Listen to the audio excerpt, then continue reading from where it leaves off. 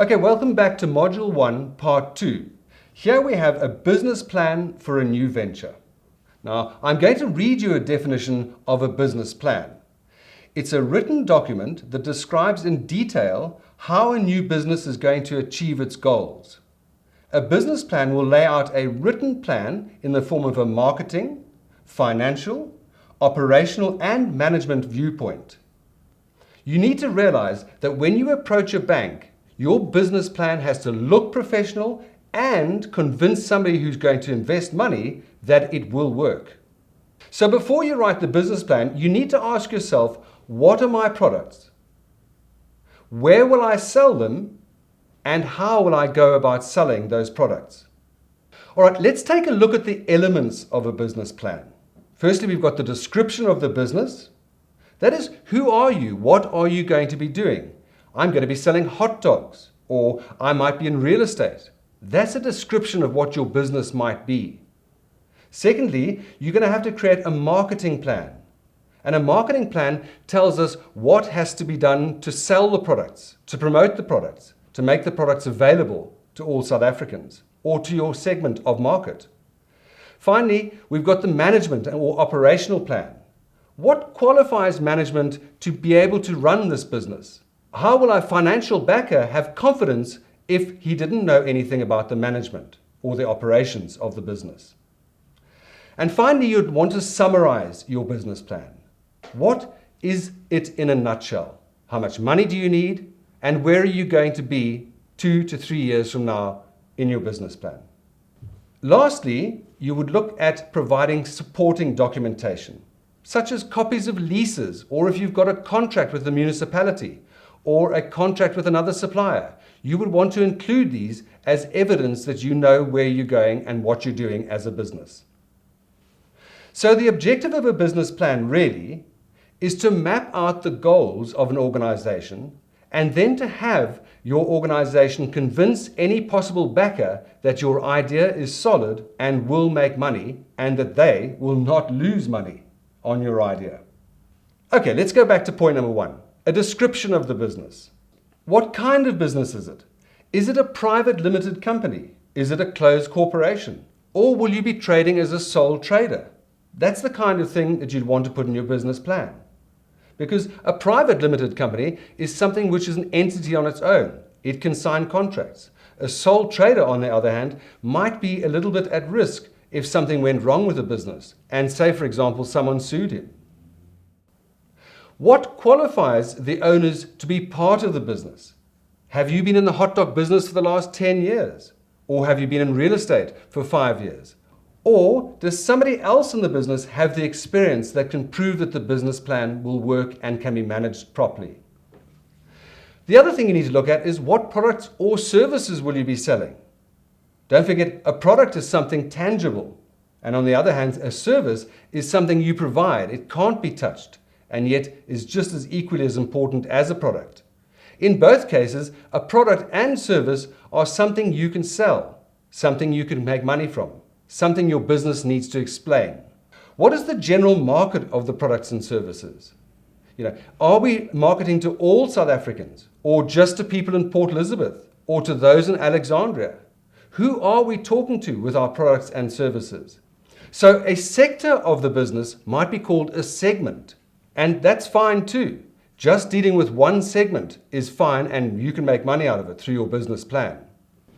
Let's look at the second point, the marketing plan. How are you going to get your products from where they are to the customer? How are you going to promote your products? Will you have an advertising campaign? Will you give out flyers? Or will you just use word of mouth? What price will you sell your products at? It's quite important because too high a price would mean you wouldn't get a sale. Too low a price and people might think that your product is faulty or not of good order. Is the demand for your product going to be seasonal? Will you expect all your sales to happen between December and February? Or can you expect to have sales occurring right throughout the year? Because this could have a bearing on your financial plan and how you draw that up a bit later in the program. How will you advertise your product? You need to ask yourself.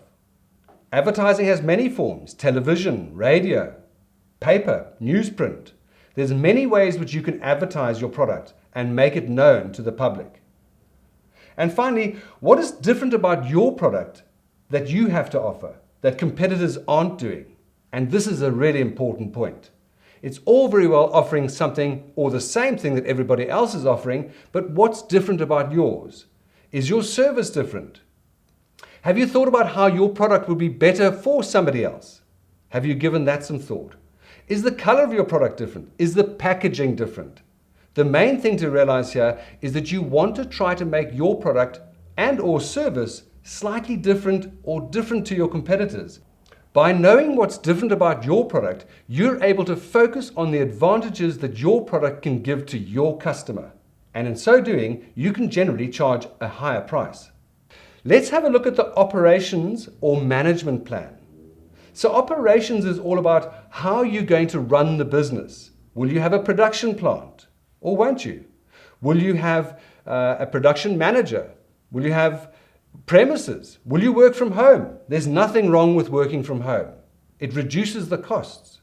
And when you look at your management plan, you've got to ask yourself, in my management plan, how do I prove that the people that are running the business are sound people, are going to make the right decisions to make profit for the business?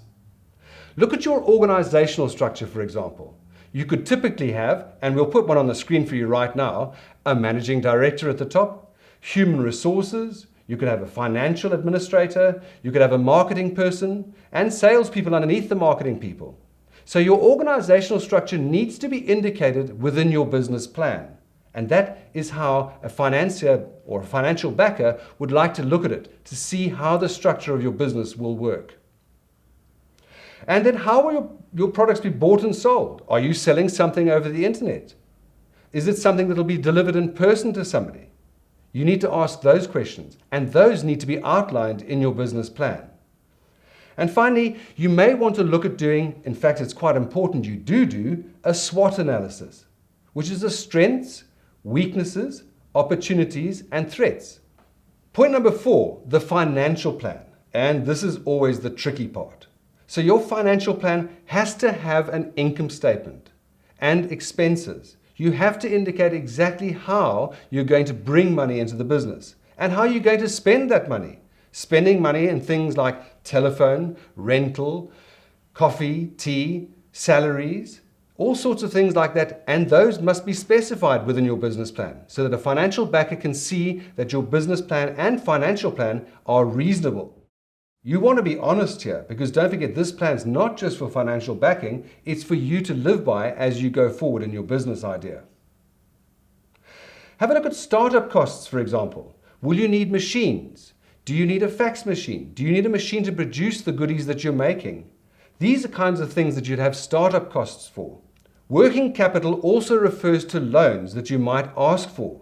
Maybe an overdraft just to carry you for the first 3 or 4 months. Bear in mind also that borrowing money normally requires collateral, but we'll discuss that in a later unit standard. Okay, so we've got the budgeted sales and budgeted expenses of what we predict is likely to happen. We might even have a budgeted balance sheet, which is normally your assets and liabilities. You'd want to show these inside the financial plan.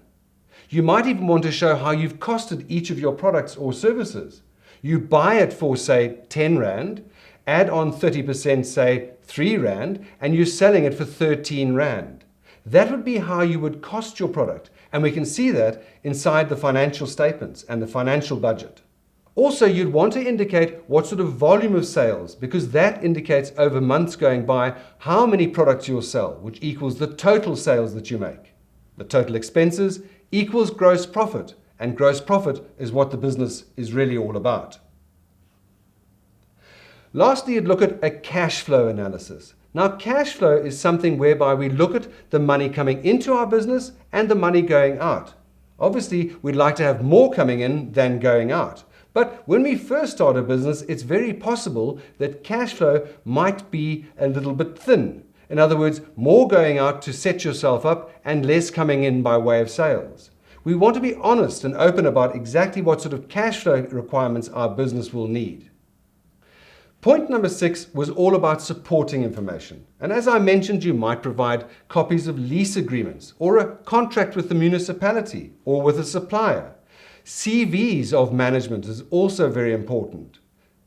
Contracts and agreements that you've got into. So when you're referring to something that may have supporting documentation attached to it, you can supply that under this section called supporting documents. And it basically backs up your business plan. Don't forget also your organogram, which was your family tree of your business, MD at the top, HR on the left, etc., also falls under the supporting documents. And you might want to provide supporting documentation into research that you've conducted in the marketplace. Which customers would be buying your products? What are the competition doing? Things like that to support your arguments going through your business plan. Let's conclude then on producing a business plan. I'm going to read you these 3 main points. Your business plan must show the investor that you've researched your business fully. Let's say it again. You've fully researched your business. You've covered what products will be sold. You've covered what competition is likely to be out in the marketplace and what sort of pricing you'll sell your products for. Also, you'll want to prove to the business investor that your idea is achievable. No investor wants to put money into something that's going to fall flat on its back a couple of months from now. They want to make a return on their investment. Fair's fair. So, in a nutshell, your business plan must show that you can achieve what you say you can achieve.